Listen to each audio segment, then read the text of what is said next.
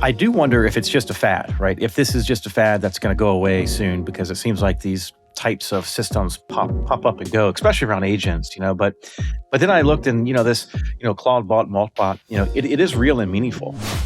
All that and more on today's Mixture of Experts.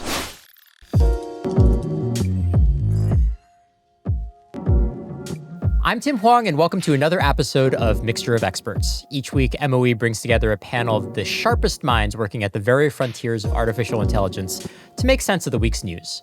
Joining us today are three brilliant recurring panelists. We've got Kaoutar El Maghraoui, Principal Research Scientist, AI Platforms, Marina, Danilevsky, Senior Research Scientist, and Aaron Baughman, IBM Fellow and Master Inventor. Welcome back to you all and Happy New Year. We have a packed episode today, as always. We're going to talk a little bit about Dario Amodei's new, very long essay. We'll talk about IBM at the Grammys. And finally, we'll talk about Microsoft's new inference chip, the Maia 200. But first, I actually really wanted to start with Clawdbot, which I think actually as of yesterday is now named Moltbot. If you haven't been watching social media, this is an open source project that has kind of taken, I guess, AI a little bit by storm. It's effectively an open source AI agent that you can plug both local and proprietary models like OpenAI and Anthropic into. And it's really been having like a moment. People are really crazy about it. I think one funny bit about it is you can run these, like you can many open source agent projects on a little Mac Mini. And so it's kind of sparked all these people running Clawdbot or now Moltbot on their Mac Minis and driving up purchases of Mac Minis all over the place. Marina, I wanted to ask you, like, why? Clawdbot or now Moltbot, these are like, people have been doing open source agent projects for a very long time. Is there any reason why this one seems to have caught flame? Is there anything different that they're doing? I think because of all of the little integrations that they have with all sorts of things, this has caught the imagination of everyone in the GTD community, the get things done, the life hacking, personalization, all of that. Because I looked at what people are building or what people are excited about, and it is various ways to do variations on personal assistant. So, we used to have other ways to do it with if this, then that scripts and this thing and that thing. And this is another really fun iteration on that thing. So this is very personal. It's very easy. And you can get both very practical and very silly with it. So, it's a fun thing to follow. Aaron, I think one impression that I had from this is I had a very similar view as Marina. I was like seeing what people were building and we're like, this is like, it's not really complicated stuff. And the joke always is like everybody, when they get agents, immediately wants to create like a vacation booking platform or a vacation booking agent. And I guess, I don't know, what I want to ask you is like, do we feel like we're just have been setting the bar for agents too high? Like basically like what we want an agent to do and like what people have really wanted to do is like some actually kind of pretty simple stuff, it seems like. Yeah, I mean, in this case, I asked myself, how's this any different than any other orchestrator, that we have, right? Because, it seems as though this just goes out and it follows like that vertical integration hypothesis, that if agents can integrate, then they become truly functional, right? And then therefore people want to use it. And so I think that the bar needs to be set even higher, right? As far as what these agents can do, so we can model chain, these different pieces together, much like what, this product is doing. It's this Node.js app that can run on a laptop, right? And then that goes out and then it can integrate with other multi-models, right? You can even have a model run locally, right? Small model, right? And then it can use that, but then it also integrates to like WhatsApp and all these different other tools, that people use,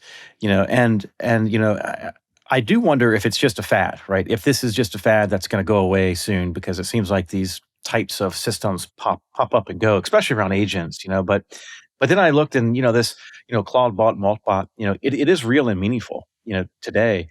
But it may not remain the dominant open source agent, framework forever. Yeah, and what do you think will lead to that? Maybe it's mysterious about how this one got so popular all of a sudden, but do you think there's just competitive pressures that make it really difficult for any of these open source projects to really continue to have kind of persistent adoption and use? Yeah, well, I think the reason why this became so popular is it hits a real need. It has this vertical integration, that I think others lack, right? And it also has an open source network, behind it. So there's this big community that helps to adopt it and to develop it, and it's a larger voice, right? And this also follows a larger trend where it shifts these agents with memory, execution, and you can sync across all these different types of apps here. But it could be replaced very quickly, right? Just because of this rapid innovation, this is a very specific architecture and UX. There's dependency risk, right? And if you compare it, right to others that are out there, it really focuses in on a specific kind of user, right? Whereas others don't, right? So I think because of that, right, there's all these white space room of another player to jump in, right, and sort of reduce some of these risk, right, that it does pose, right? And it doesn't have things like multimodal integration, dynamic plugins, a lot of this personalizations that I think we're going to see. I didn't see too many guardrails with it either, right? So the whole trustworthy aspect of it seems to be a little suspect, but I think those vulnerabilities need to be shored up, and I think this open source network behind it will help some. Yeah, for sure. It's like, I think, Marina, what you're saying is like the getting things done community. It's almost like it really worked in part because it was like really well tuned for like this very specific group of people with very specific desires for what they want to do with agents.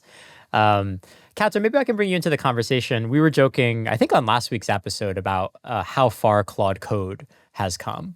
And I think one of our panelists made a joke.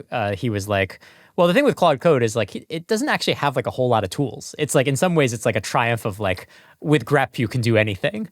And this almost is like, it almost feels like a little different where like one of the reasons, Clawdbot/Moltbot has really taken off has been that the open source community has built so many integrations, and that like these tool integrations are really like what's giving it a lot of juice. And so I'm kind of left with kind of a question about like, well, are agents really dependent on lots and lots of tools? Or maybe we don't need a whole lot of tools. Do tools even determine whether or not an agent is successful?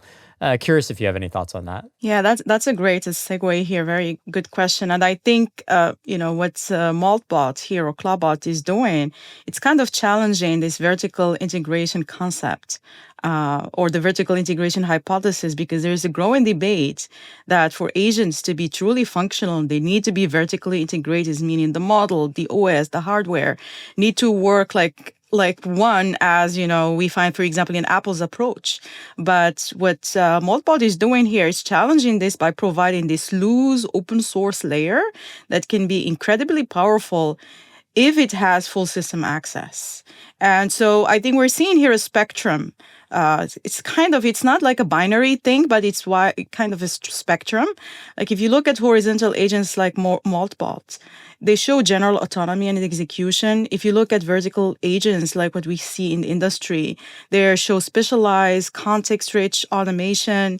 And I think maybe the real winners may be hybrid. You can have these open platforms that are modular enough to integrate deeply when needed, but could also be flexible enough to run locally or across domains. So I truly believe that it's going to be something in between. It doesn't have to be, fully horizontal or vertical. It can be something in between. And it's not just about, accessing all the tools. It depends also on the tasks, what you want to do.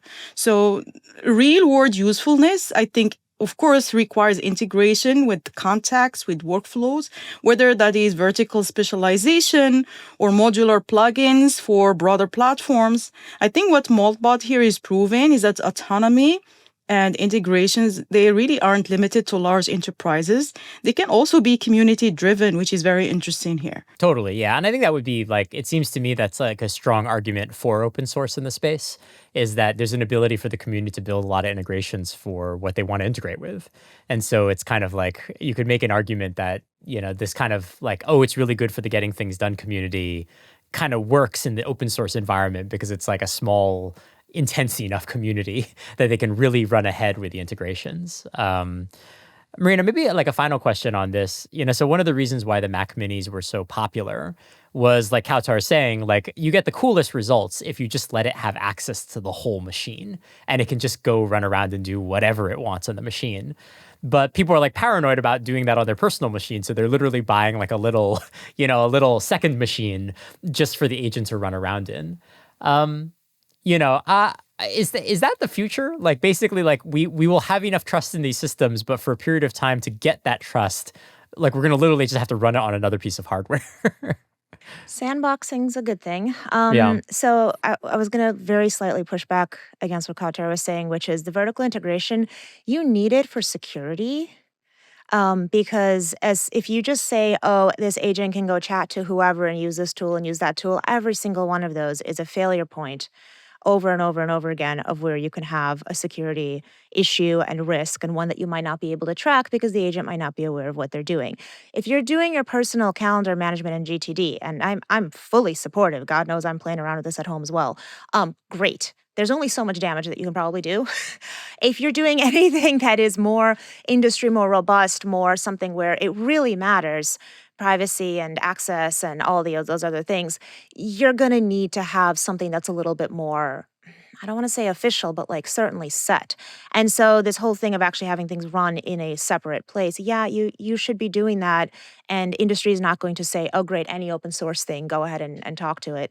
It's not the right thing to do. It's not safe. There's too many ways to get at things. You're going to have agents attacking other agents and being like, awesome, a vulnerability, no problem. So and I don't think this is necessarily disproving anything in particular. I think it is fun to have the community be able to experiment. And then if you find things that seem to, be valuable, great. Then you can scale it, then you can do it properly. So it is nice to have the community experiment. Totally. I think it's a point well taken because I think, yeah, it's not like anyone's proposing like, let's just take Clawdbot and stick it on managing a hospital's medical records or like financial information or something like that. I think the real question here is, it's not about do agents need vertical integration. It's more like what kind of integration matters most and in what context, in what domains. So, of course, vertical integration is so important, especially because of the security aspect that Marina brought. But in certain domains, maybe we don't need that, or it's not as important. So that's why I think having a hybrid approach, but also like Marina said, experimentation is so powerful because it's going to allow us to learn what breaks, what doesn't break, and when do we need what. Yeah, and I think one argument is that still the transition to Moltbot, Clawdbot is like still like in some ways already a step in the direction of more trust in these systems, even with all the security stuff, right? Like we've moved from only touch this file directory to we'll let you touch everything in this computer, but only in a computer that I sandbox. And for getting things done, it's like I'm also happy with you touching stuff like email, calendar, which is like kind of personally very sensitive. And so I guess the question is like how whether or not that ends up being a good trust bridge to, and I would be okay with it happening on the enterprise level, or whether or not that's going to be almost like its own separate track of like building up the trust in some of these systems and verifying these systems are actually what they say they are. I'm going to move us on to our next topic. Dario Amodei, CEO of Anthropic, is out with another very, very, very long essay about the social impacts of artificial intelligence. It's sort of the sequel of sorts to an essay that came out, I believe, just last year called Machines of Loving Grace, where he sort of laid out his vision for where the technology is going. And the name of this essay is The Adolescence of Technology. And, what he's kind of talking about is sort of remarking that AI may be now entering a new period of maturity, going from a really early phase to, its angry, rebellious adolescence, maybe. And I guess, Aaron, maybe I'll turn over to you first. I'm kind of curious what you thought of the essay. There's a lot in it to talk about it.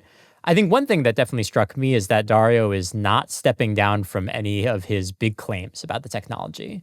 So, there's one quote that he said that, if we have a country of geniuses in a data center, which is his idea that we're going to have a bunch of powerful AIs in a data center someday, he says any country who had that would, quote, have a fairly good shot at taking over the world, either militarily or in terms of influence and control and imposing its will on everyone else. That's a really big claim. I guess, Aaron, what do you make of this essay? Well, first I'll say that human teenagers are scary enough, and now whenever we get to agent so teenagers, AI teenagers are also similarly scary. That's right. So put the two together, it's a force multiplier for risk, right? As I looked at the essay, something I noticed was that he largely avoided the idea of sentience or the ability of systems to feel or to have the subjective experience. So it seems like he was saying that AI risk is mostly from sapience, right, rather than sentience, right? Where sapience is the capability to think intelligently. So that, in essence, that most AI risk comes from sapience without sentience. So it's about this high intelligence you can optimize, autonomy, without any feelings or morals, right? We could sort of think about it like this, where sentience determines, things like morals, and sapience determines capability, right, and thinking. But my question and thought is, what happens when sentience coexists with sapience, right? That's where it gets even more scary, where things like alignment now becomes like things like negotiation, right, with these agents. But that's where I was starting to think about, more about adding those two elements together. But going back to the essay, just thinking in terms about this really powerful AI that he had described, is that it seems like what we're doing is this early adult safety for a technology that's soon to have this adult or greater than adult level of capability, right? So it's going to be systems that could be smarter than, PhD levels. And in some cases, they already are, right? I mean, it's pretty incredible what you can do. But I did like, some of the concerns that he raised, right? So there's, this uneven adoption, right, of this tech, right, where leading labs will invest heavily in this technology, but all of these smaller labs, they may not, right? So it's like the bigger you are, maybe the better advantage you have. And there's also pace mismatch that I really thought he outlined very well, right? Is that, the innovation of AI is exponentially growing, but at the same time, it seems like these safety measures are linearly, progressing, right? If that, right? So I think that it could be safeguards, it could be policy, right? But that mismatch, right, in pace of those two areas seem to be a nice call out, by him. But and lastly, I think this global coordination gap, just seeing, what's happening geopolitically across the globe, right, is a risk in and of itself, right, and that some of that also needs to be sort of taken into account. But yeah, I mean, it's a good call out. Brings out major societal, ethical, and geopolitical concerns, right, that I think are certainly warranted. Yeah, for sure. Well, so there's, I think, two things in what you said. I think one of them is how he thinks about where the technology is going just from its, advancement. And then I think there's another bit, which is like, where does the risk come from? And we should probably talk about both of them. I mean, to the first point, Kaoutar, do you buy his projection, right? Like that this technology is going to be smarter than every PhD, in pretty short order. Kind of curious about how you size that up, because it still sounds, I mean, people have been making these claims for a long time, but it still sounds a little sci-fi, at least to my ears. Well, but I think the decades, especially the past few years, we have a lot of proof points. I mean, even in his essay, he always, says, there is a little bit of uncertainty that, maybe in 2 years that we're going to have these country of geniuses that are super intelligent, much smarter than us, having all these virtual interfaces and so on, do things 100x faster than us. So there's, of course, a little uncertainty. But I think the pace that we've seen so far in how AI has progressed, and even now, like Claude, for example, in Anthropic, most of the code is written by the LLMs. And so we're seeing really evidence that AI is really outperforming us in many situations. And so I think if the pace continues like this, soon we'll have this super. So I buy, I think his argument just based on, the evidence that we have seen so far.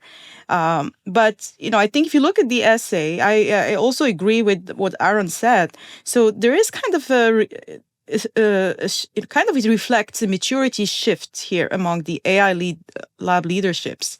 So it's like when you look at the early phases of the AI boom, there was a lot of emphasis on excitement, the scaling curve, the opportunity. But now we're seeing a more sober kind of outcry here. Like, or what do we build? right? We're seeing this turn toward, kind of now we have to have this existential responsibility, It's like shift also that exposes some contradiction. The same actors that are warning about the danger are also often the ones building these most powerful systems. And, it's kind of, it's a productive interpretation, we can view it as a call for co-evolution. Like Aaron said, technology must advance, but at the same time, safety institutions must advance at a comparable speed. But that's not what we're seeing right now, which is kind of having this essay make these warnings. We're not really advancing. I think Aaron said it very nicely. We have this exponential advancement in AI capabilities, but the safety and then the control and the rules and the regulations, they're growing linearly. And if we continue at this pace, that's really going to be very dangerous. This lab leader, Dario, is realizing that we're no longer just building products, but we're shaping a new phase of civilization.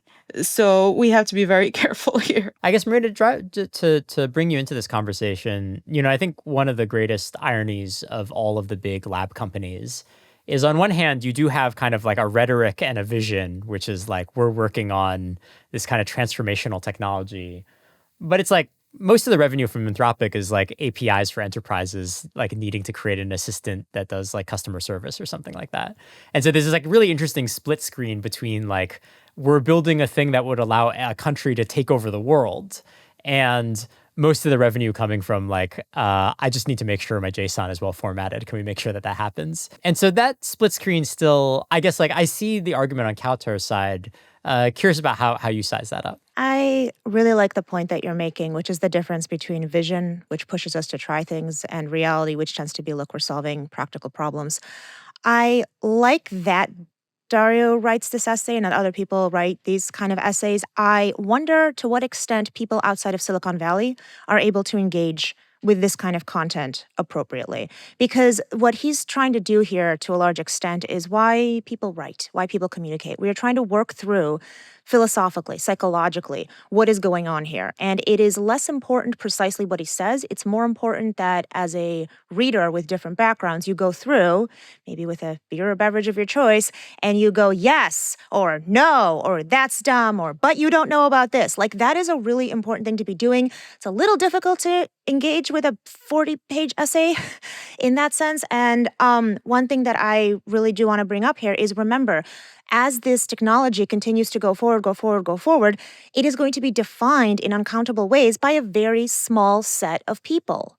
Just a few labs, just a few folks with really specific backgrounds, things that they don't think about, ways for other people throughout the entire world to engage, not via necessarily essays like this, is going to continue to be extremely important. Because you're right, on the one hand, it's tech that solves problem. On the other hand, the way we think about this technology is as important, if not more important, than what the actual technology is doing, the effect it actually has on what we think we've done. Because there's going to be that gap between perception and reality. That's how humans function.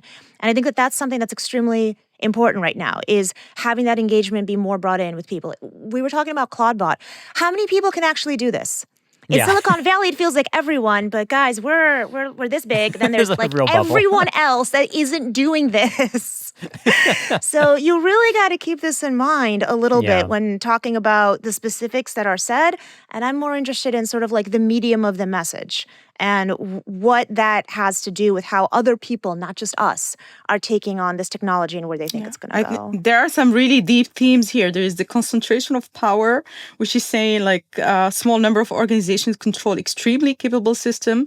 There's also this acceleration gap, which is the competitive dynamics that push labs to move faster, even when caution, here is warranted. And there's also the governance gap here, like these laws, norms, and institutions, they move much slower than, technical capability, and which creates, this big gap that we need to figure out how to solve. So really deep, issues. I agree, but I would like to see engagement here from economists, from historians, from anthropologists, from other people who are aware and have studied these themes much, much, much longer than the software engineers have. And to have that kind of a back and forth so that, again, it does not just turn into an echo chamber. Yeah, no, I think that's super important. And yeah, I think that's like, I don't know, I don't know if I agree with all the claims in the piece, but I do also appreciate the kind of thinking in public, right? That this is sort of an essay that is not like, it's clearly not like the result of a long like comms and PR process. I no sensible PR agency would ever release something like this. And so, the idea to kind of get access to at least how this person who is well positioned within the industry thinks does seem like really valuable for the Tim, debate. Right? I really like the analogy he used, the adolescence, because it yeah, is that's right. actually, it's like an adolescence. We don't want to stop the growth of the adolescent, but we really need to guide the adolescent. And I think that's what's the real message here. Yeah, we're going through our like pimply, got to get ready for high school prom kind of era for AI.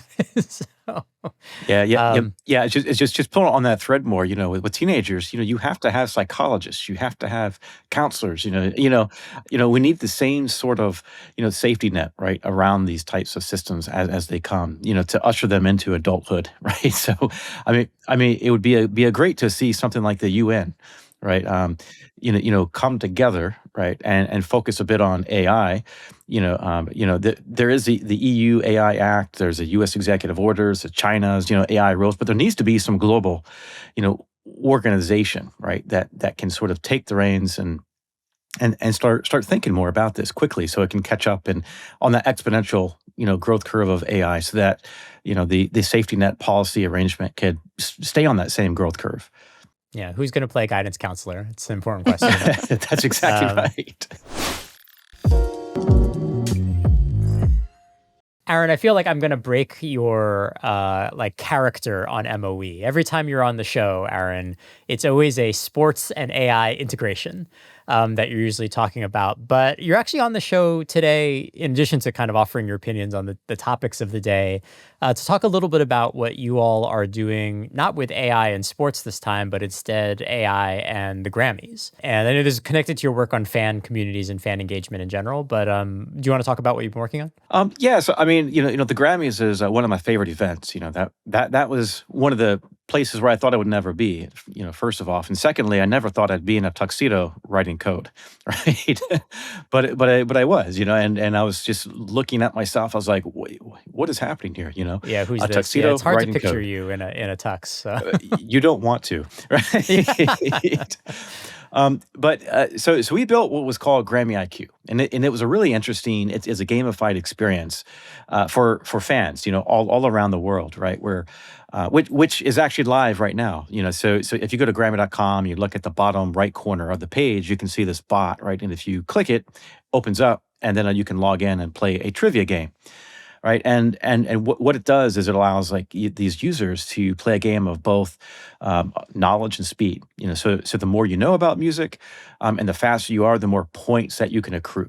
Right, and the way it works, just really quickly, is that a fan can play 2 rounds, right, and you have 5 questions over those 2 rounds. The faster that you can answer a question, it's a multiple choice question, the more points you get, because there is a decay function that I put in there with a half-life of 5 seconds, so it decays very, very quickly once you get towards the tail end, after that 5-second half-life. But you can also get bonuses, right? So you can get a streak bonus to encourage people to keep coming back to play, right? So you can have AI in your hands, right? So the more consecutive days you play, the more bonus points you get.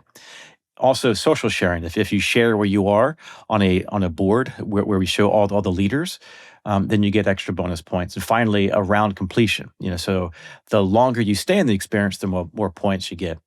And to sort of round all of this out, just by playing, you can be entered into winning 2 tickets to the 2027 Grammy Awards, right? So there is a real sweepstakes involved here. But one of the more interesting aspects is that if you were to look underneath the hood at how this works, it's this agent marketplace that we've built, right? It's these super agents that use, the classic A2A and MCP, right? And these agents are in graphs, and they collaborate as writers, you could say editors, judges, and even retracting these types of info. So we create these trivia packages, that are human ready, such that people can see it. And it includes questions, clues, tell me more information, possible answers, And then, of course, it marks the right answer. It's pretty cool. And so the questions are being like generated kind of on the fly, or is it kind of like they're just kind of doing the curation bit? So it's sort of like, I would say 80%, we create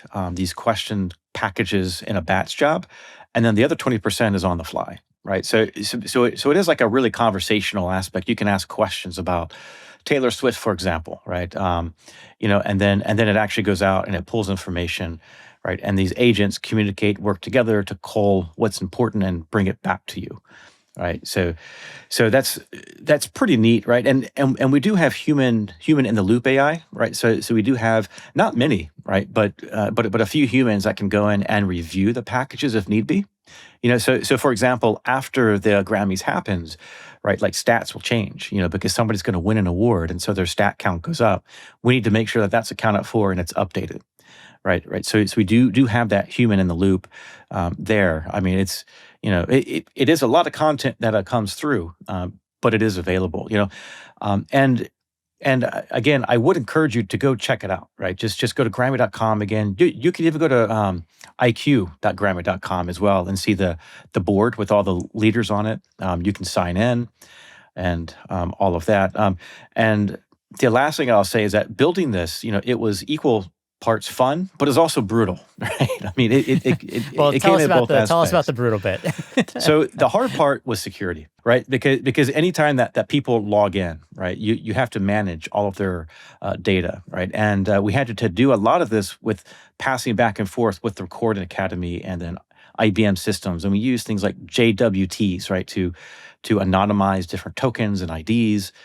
We had to protect PII info, but just the integration to make sure that small things like logging, right, that we weren't logging personal information out, and that the PII was stored in the data places of where it's supposed to go, was fairly complex.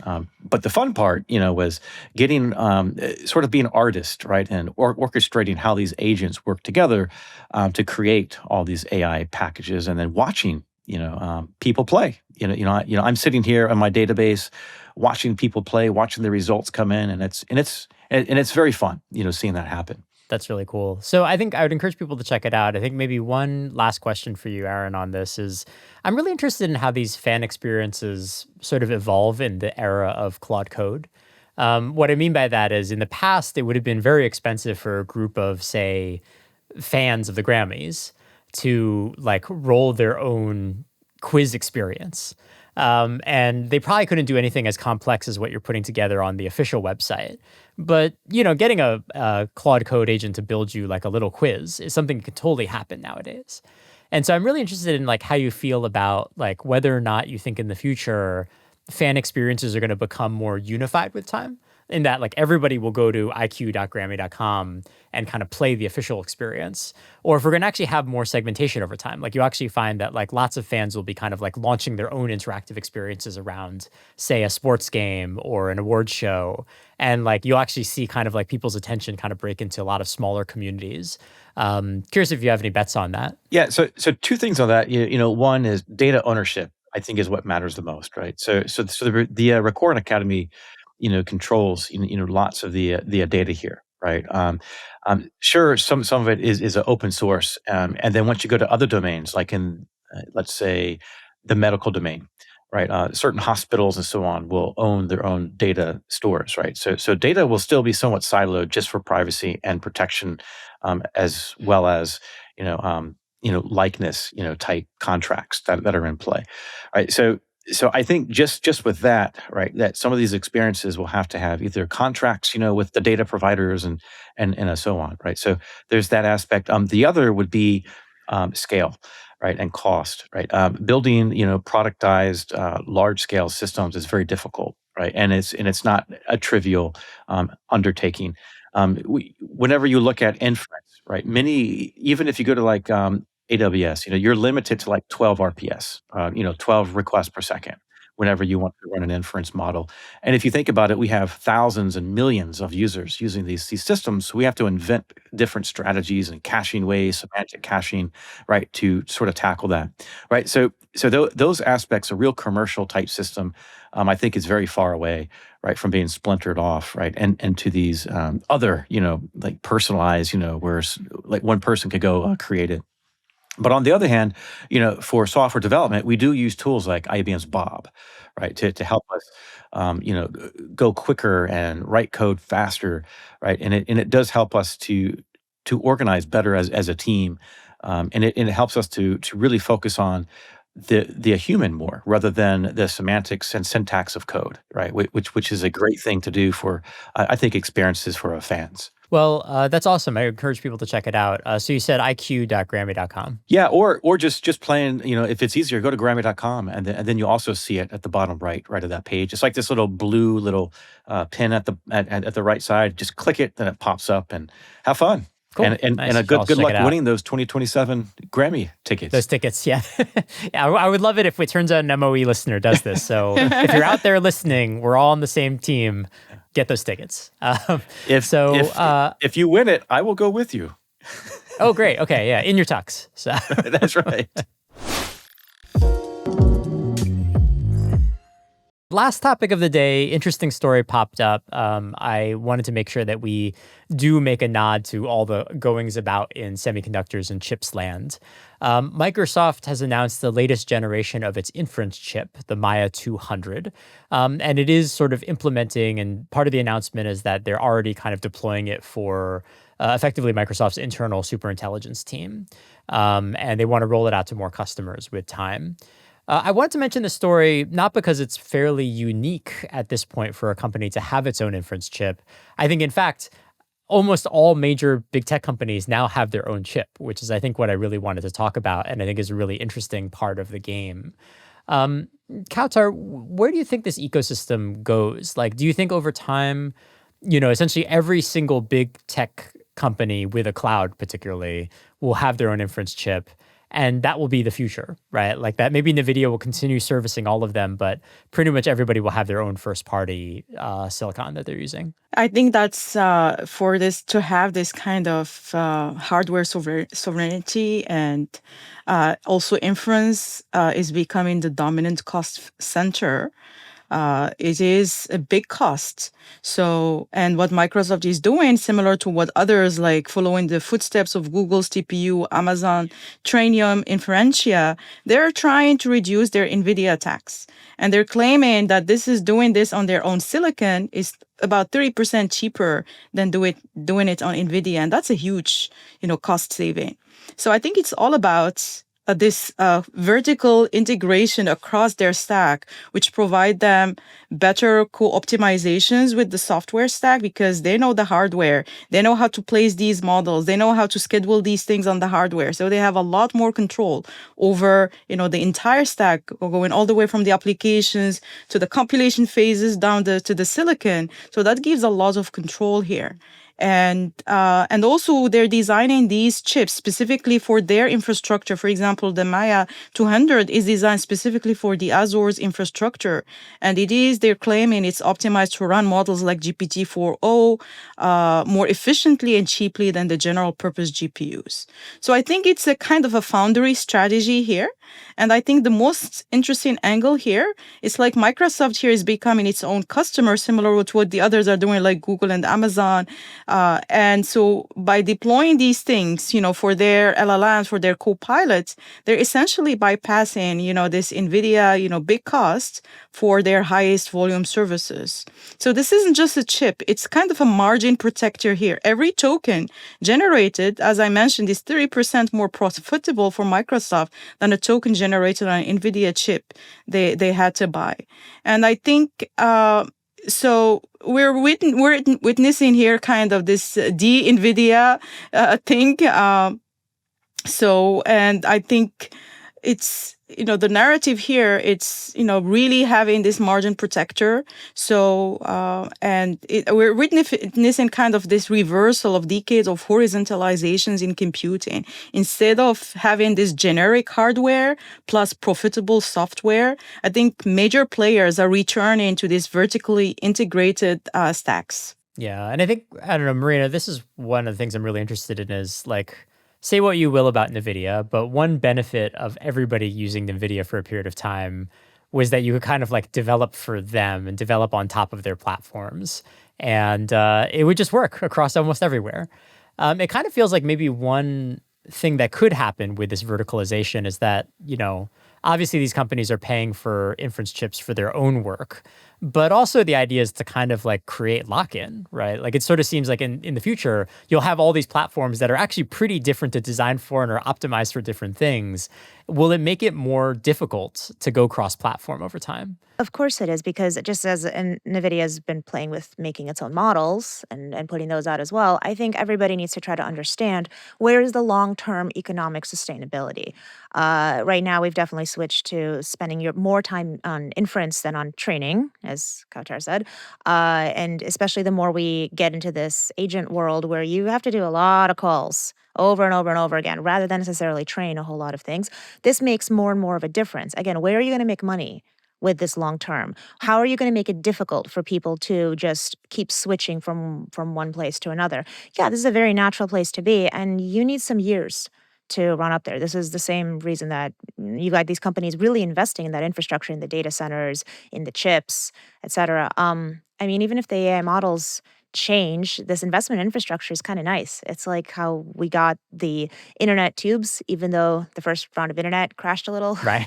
economically, but that was good. So Yeah, this we is like actually laid down kind the of, groundwork. So yeah, and then we keep using it. So, I mean, chips can also be used for other things, and infrastructure can be used for other things. So that's also nice if we end up changing where we're going in terms of the architecture, the software, the things that go on top. At least we will have gained a good amount of experience in how to do that. But yes, economically, this is just following the same playbook Yeah, exactly. as has been done many times before, and for really good reason. Capitalism continues. Yeah, right. Aaron, I'll ask the obvious question we always ask when we do these stories is, should I be selling my NVIDIA stock? Should I be buying more NVIDIA stock? Not that you're giving out any financial advice, of course, to be clear. But, I guess to phrase it in an easier way, like, how worried should NVIDIA be about all of this push towards verticalization? Well, not to quote Jim Cramer, but I think diversifying your portfolio is always a good thing. But, One word, you should buy index funds. exactly right. EFTs at those too, right? Be great. Yeah. Uh-huh.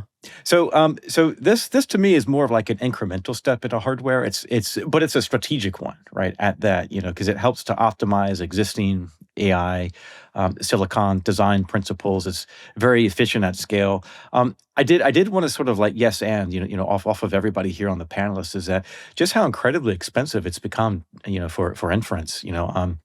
It's like 15 times more expensive, right? So if you run the numbers and think about how much it costs to train like a GPT-4, it was over $100 million. I think around like $150 million. But then if you look at how much would it cost to run inference over 5 years, you're looking at the billions, right? Just because of the number of calls that you have, and if Microsoft can truly cut the cost of 30%, that's huge. It is very huge. I mean, you're looking at $3.5 billion, of inference cost over 5 years, right? Assuming the economies of scale, maintain what they are, today. So there's a lot of caveats to those numbers, but either way you slice and dice, that's a huge savings, right? That in turn could be used to churn out the next, sort of S curve in this hardware innovation, which I hope would be neuromorphic computing. Right, because here at IBM, we have these North Pole chips, right? That are sort of along those lines, but it uses like these spiky neural networks. It's really, really power efficient. So you can have these low power sensors that run on the edge for these ultra low power pieces, and that in turn would give us to the next sort of evolution, which would be less of an incremental, but more of a revolutionary step, which is, I think we're seeing an incremental step here. From my perspective, NVIDIA should be worried about its margins, but not its leadership, because, the era of having kind of 75% gross margins on every chip may be ending as just maybe good enough. Custom silicon from Microsoft or Amazon takes over, their routine task, because they were among, the top consumers, for NVIDIA chips. And that equation is changing. But, for the most advanced, frontier models like GPT-5 or Claude 4, NVIDIA's like Rubin or the Blackwell Ultra, they still remain the only hardware capable of handling the complexity at scale. So they still have a big edge here. So, but, of course, a lot of these things are changing, especially because the importance is the cost here, the performance. The cost per performance is becoming super important for inference. And that's why you're seeing all these specializations happening. Yeah. I did want to note, too, that this particular chip, it's for low precision AI, right? So it's for, again, it's for most of what the general public does, but it's not what everybody does, right? So if you need a high precision AI piece, then you would obviously go to a different chip, that could handle floating points a bit differently, right? So, I think I said this before in the podcast, but the whole no free lunch theorem, right? It all depends on the problem that you're trying to solve to select what you're going to use, right? Is quite important. And I look forward to whenever, there's like a hyperscaler that can pick the type of chip to run your problem on, so you're abstracted away from this, right? And it becomes a hybrid AI architecture, in the cloud. Well, here at MOE, you get investment advice, you get the Grammys, you get the potential end of the world due to AI. So you get everything. I love this panel. So Aaron, Marina, Kaoutar, thanks for joining us. And that's all the time that we have for today. And appreciate all you listeners joining us. If you enjoyed what you heard, you can get us on Apple Podcasts, Spotify, and podcast platforms everywhere. And we'll see you next week on Mixture of Experts.